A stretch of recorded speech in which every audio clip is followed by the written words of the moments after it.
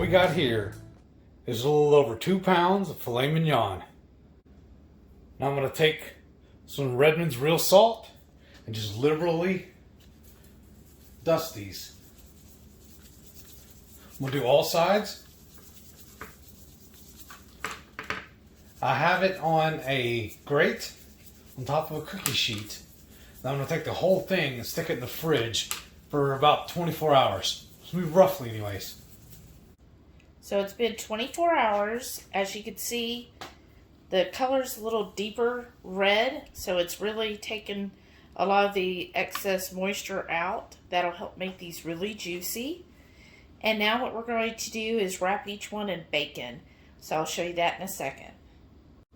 Now while you are wrapping these, go ahead, preheat your oven to 415, because what we're going to do is sear them off in a nice hot cast iron skillet and then finish them in the oven. Since filet mignons are usually pretty thick, that's why this method works really well, because you get that nice crust on the outside and then you'll get the that finish to the right temperature when you bake it in the oven. And sometimes with the bacon, you just gotta kind of mess with it, get it there. There. And then once you get it where you want, make that sure that looks good all the way around. Just put a toothpick through it. Yeah, and that looks good.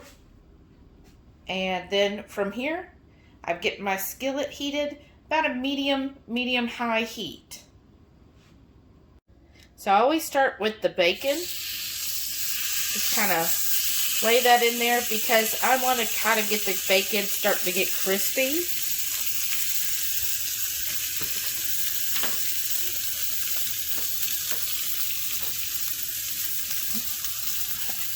Let me try it this way. There we go. And usually filet mignon, they're typically kind of square once you wrap them. So you can usually kind of get the bacon a little cooked before you actually sear the steaks off. There we go. Sometimes they just don't want to work with you, right? And you can always lay it against the side. I just try to get the bacon, because we do like our bacon a little crispy. Not overkill, but I don't like it snotty. I'm just turning the bacon as it cooks. I don't want these to go for more than like 30 seconds to a minute. And then plus, as that bacon melts, gives some good fat down in the dish or the skillet as well. I'm going to give it another 30 seconds. Then I'm going to start searing these off. Okay, good 30 seconds. So I'm just going to put these on here. Kind of turn them there.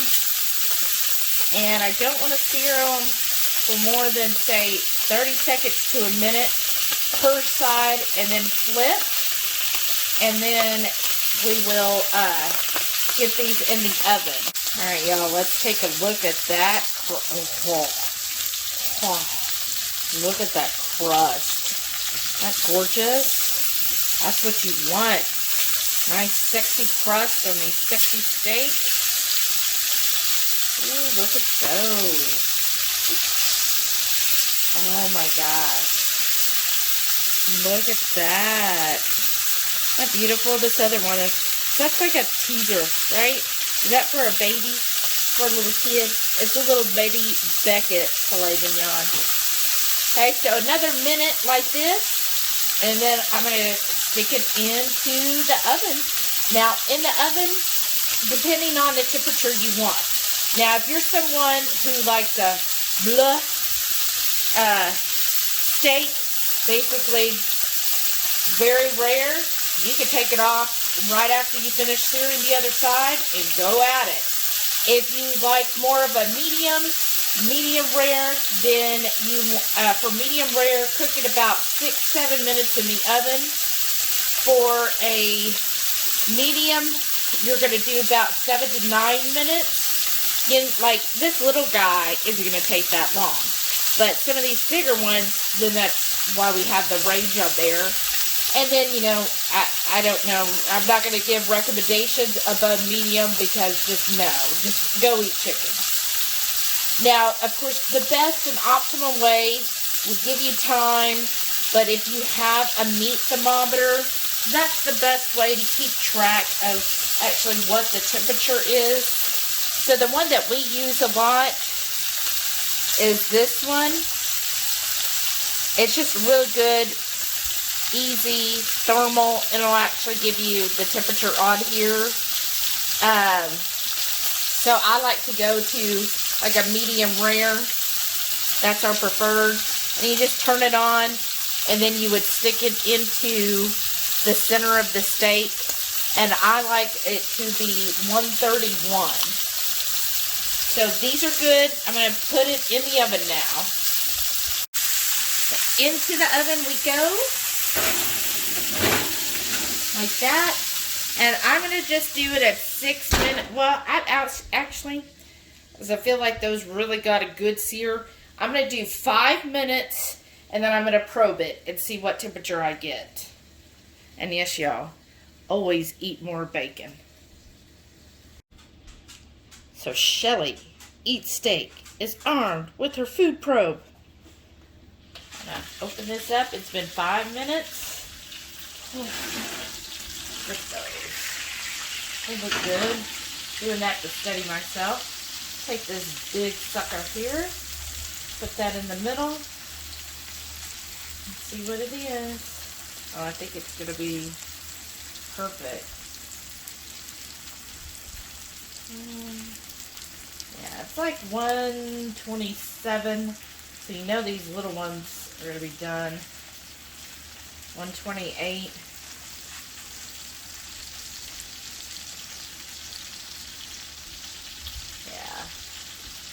They're in the 120s, all of these. Oh, the little ones, of course, are even further done. So, I'm going to go ahead, pull these out. You want them to at least rest for 5 minutes. I usually do 5 to 10 minutes. Oh, it's getting heavy and hot. Okay. Welcome back, y'all. So, I'm just taking some of that Redmond's smoked salt. This is the cherry. I think the cherry's my favorite. What about you? I like the chef's blend is mine. Oh, okay. Yeah, it is good. They're all good, y'all. They're supposed to come back out, I think, around November. So y'all better grab you some. So I'm just putting that and putting some of this on my... I just dusted mine a minute ago. Oh, okay. Isn't this a cute little thing? Put my little spoon there. Put my little top We got that. on I don't remember what the name of the restaurant Forte. was. In Vegas. Yeah. They have those on every table with their blend of the seasoning. Yeah. To doctor up your plates. Mm-hmm. We bought one, and then when it was empty, we refilled it with the Redmonds. Yeah. All right. Let's see. Think. Happy anniversary. It's happy 8th anniversary. Mm-hmm. Mm. Mm. Dynamite. Mm-hmm. Oh my gosh. Yeah, beautiful. He used to hate filet mignon, y'all. Because he was always like, oh, it just tastes weird. Right? Wasn't that your thing? Now this little piece is a little more done than I would like. It's more of a medium. I prefer medium rare, but it's so good. The salt really got in there, so you get a good level of salt. Of course, I added the Redmonds on top as well. I just love that little salt crunch to it. It's perfectly tender. Like, you could probably cut this with a fork. Let's see. Almost. This is amazing. Look how thick that is, too. I know. Yeah, the little piece. I need a little ketchup. I will hurt you. That's what you get. Did you just drop a piece? Yeah. Though I love that. I know. It's because you brought up ketchup. Even the steak was ready from that. I'm just sitting too far away from the table. But this is so good. It's like a perfect anniversary dinner, right? Yeah. And we got these at Costco. So, I mean, it was a little high. I think they were $17.99 or $18.99 a pound. But I mean, for a 1 year splurge, this is our 8th anniversary, and I really feel this is appropriate for any anniversary. Yeah, I mean, it may be a little expensive, but it's still cheaper than going out. Yeah, because like the whole pack of the filet mignon was like, I think $50. So both of us eat for $50 plus whatever the cost of the mushrooms and all that. And we got those on sale too. Yeah, we did. So less than $60 for the whole meal. And we get to be at our house, so you don't have to worry about being in public where it could be noisy, or you know how things sometimes you get dealing with traffic, dealing with reservations, dealing with all of that. And we don't have to tip anybody either.